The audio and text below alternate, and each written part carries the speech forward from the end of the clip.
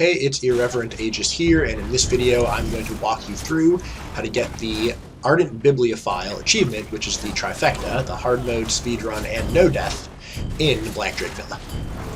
A quick note on the ad pulls in the beginning of the dungeon: make sure you don't aggro the salamanders with the other ads, especially the minotaurs, otherwise that can be really bad as they'll enrage everything.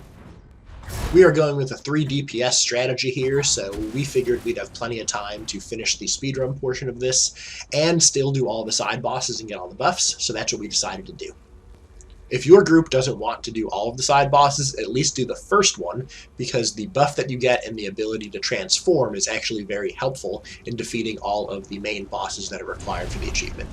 For the first side boss, your job as the tank is simply to turn him around. That way he doesn't mind blast everybody, and then after that, every time he teleports, just follow him around and turn him around again. If you have a solid group, this boss will go down rather quickly, and hopefully before he teleports too many times, because that is simply annoying more than difficult. Every avatar fragment you grab increases the strength of the side boss buffs that you get, so we decide that we're mostly going to pick up all of the fragments we come across, again because we have timed how long this dungeon takes us for 3 DPS, and we realized we'd have plenty of time to pretty much grab all of the side bosses and grab as many of the buffs as we want, even if they're out of the way. For this next ad pull, again, we are going to pull the salamanders separately from the main group there. That way we don't enrage them and risk a death early on and ruin the run. The first boss is Kinra's Iron Eye, and he is by far the most challenging of the 3 main bosses, although he isn't really too bad as long as you understand the mechanics that are going on. So for the hard mode, pretty much what you want to do with your 3 DPS is whenever a salamander comes up, the salamanders get the priority. They need to be burned down as quickly as possible because they will enrage the boss, which makes him pretty much one-shot your tank all the time with most of his attacks other than his basic light attacks. And it's really hard to dodge roll them all as well, so just keeping the salamanders away from the boss is the priority. You'll notice that the salamander just came out and our 3 DPS are going over to him. Meanwhile, he's slammed to the ground, much like that happens in Bloodroot Forge. The tank's job is to stand on it to prevent it from killing your group. It hits pretty hard, and it hits faster than it does in Bloodroot Forge, so make sure you get on that immediately as the tank. Another attack the boss does is he'll put a totem on the ground that does AoE damage to the group. Again, we prioritize the salamanders over the totem because the salamanders are the real source of a threat for dying and ruining the no death in this fight.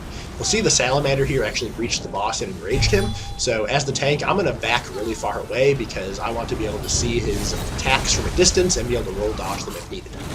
As I mentioned earlier, I recommend grabbing the first side boss, and that way you can transform and use that mechanic to aid you in all these hard modes.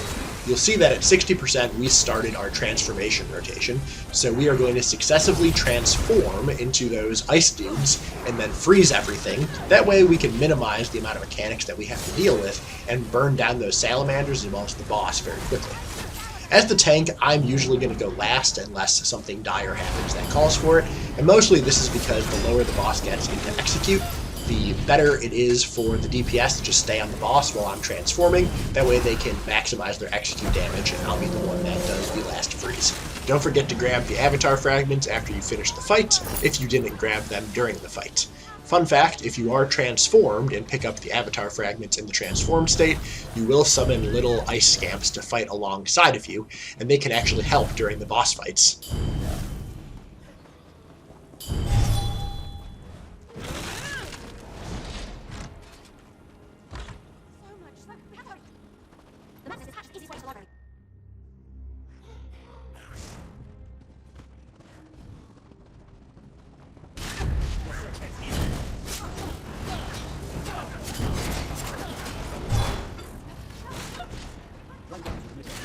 After a couple of quick ad pulls, you can decide whether you want to do the second secret boss or to skip it. We decided we were going to do it like I mentioned before because we wanted the buffs and we didn't figure we'd have an issue with time. It was funny though because Swag Spartan in our group, he actually didn't know what he was doing here, went the wrong direction, and then we ended up getting this ad that we couldn't find for a while, so it took us an extra 20-30 seconds before we could actually start doing this mechanic in order to get to the part where we can actually get to the side boss room. But we still finished the place in 22 minutes, or a little bit less than 22 minutes, so it wasn't really that big of a deal, but we did give him a really hard time for it. As with the first side boss, the second side boss is a piece of cake. After I activate this, this is only going to take about 13 seconds for my group to get him down, because they laid their dots as I was running over to the button, and then we dropped our ultimates right away. So again, doing the side bosses doesn't add too much extra time to your total time.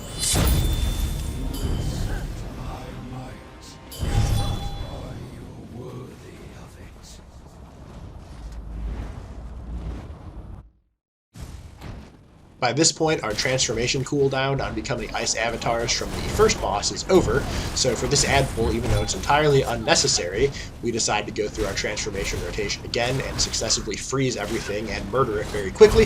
So, again, unnecessary, but fun. Does it save some time? Probably a little bit, but not really that much. It's more of a, we're bored, so let's go ahead and do it anyway type of thing.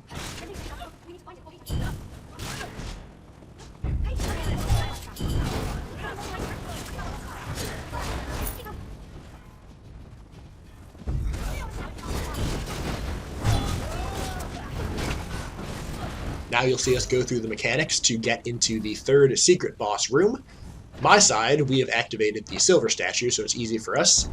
And the gold team has to go a lot further. So I decided to use this time to see if I stood on their plate, if this thing would kill me, because maybe I could ruin the no death right here. Nope, I didn't even get stuck in it. It just kind of knocked me out of the way and did nothing. So good thing I didn't ruin the no death there. Now it's time for the third secret boss, and you guessed it, my group is going to drop their dots in the middle, and we're going to ulti dump them right away, and we're going to trivialize this fight as well. The boss pretty much will have very little time to do anything at all, and then he'll be dead. So then again, we pick up our buffs, and we move on, because now we're going to be ready for the second main hard mode boss.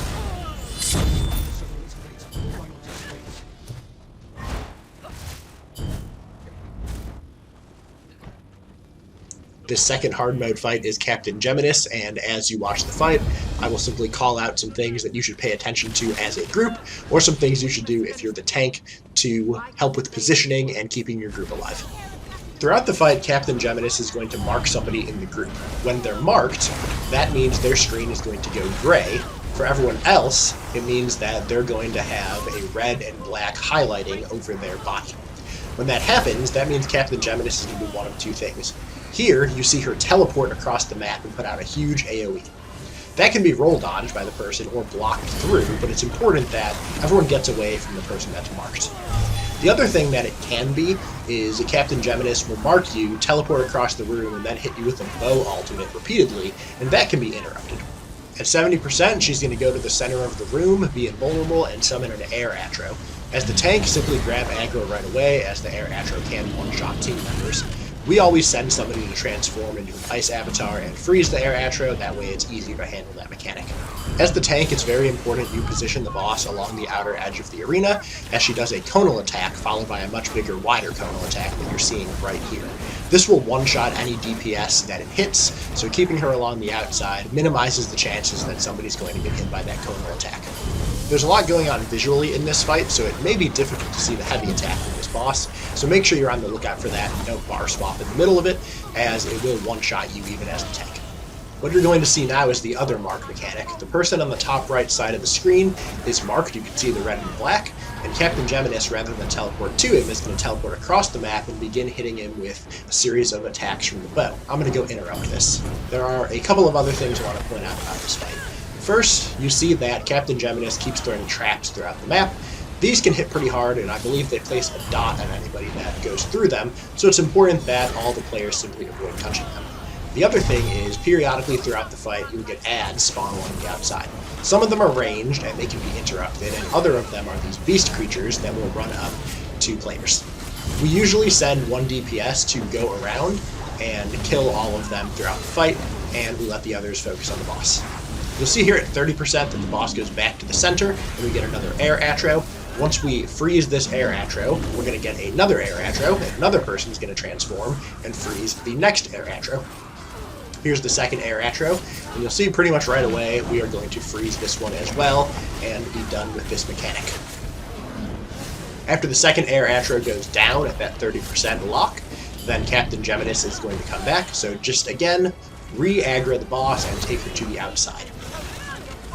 From here on out, there are no new mechanics, so it should just be rinse and repeat for your DPS. Make sure somebody takes care of the ads on the outside. Everyone should look out for being marked. And then what I'm going to do here, since I haven't transformed yet, is I'm going to position myself and her near this transformation platform. That way I can freeze her one more time, and then we can simply focus on DPSing her down to get those last few percentage points done without having to worry about really dealing with any ads or her mechanics.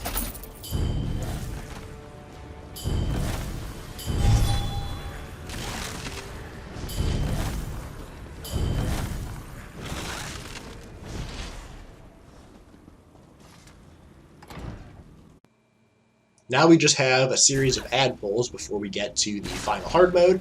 This one is really fun. It's a bunch of mud crabs, so I told my group before we got here, please don't die to the mud crabs and ruin the entire run. So if a DPS goes out there by himself, he probably will die to the mud crabs because there's so many of them. So again, I just led the way and told him to stay away from me until I got aggro or at least stun him. In these last two ad pulls leading up to the boss, it's actually quite obvious what the priority targets are.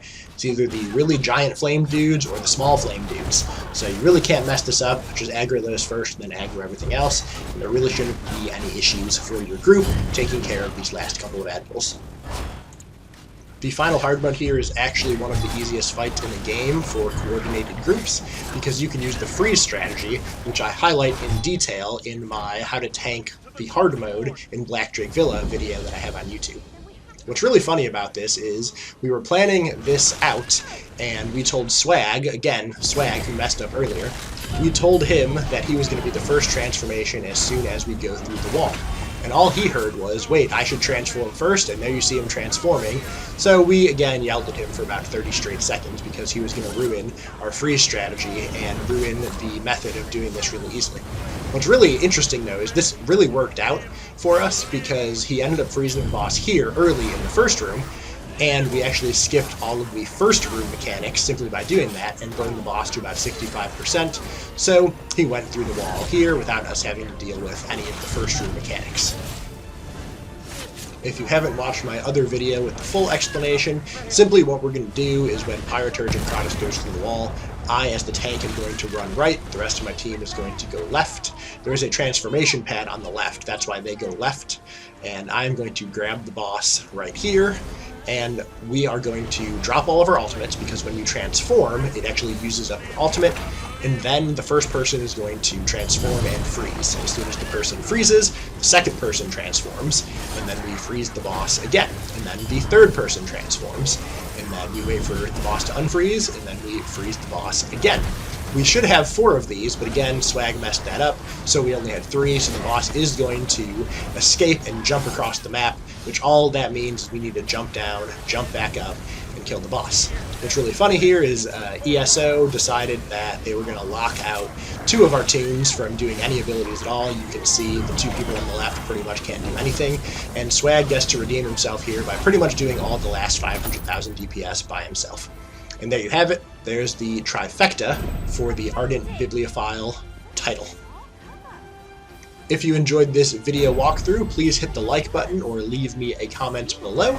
And if you're interested in seeing more content like this, feel free to subscribe to my tanking channel.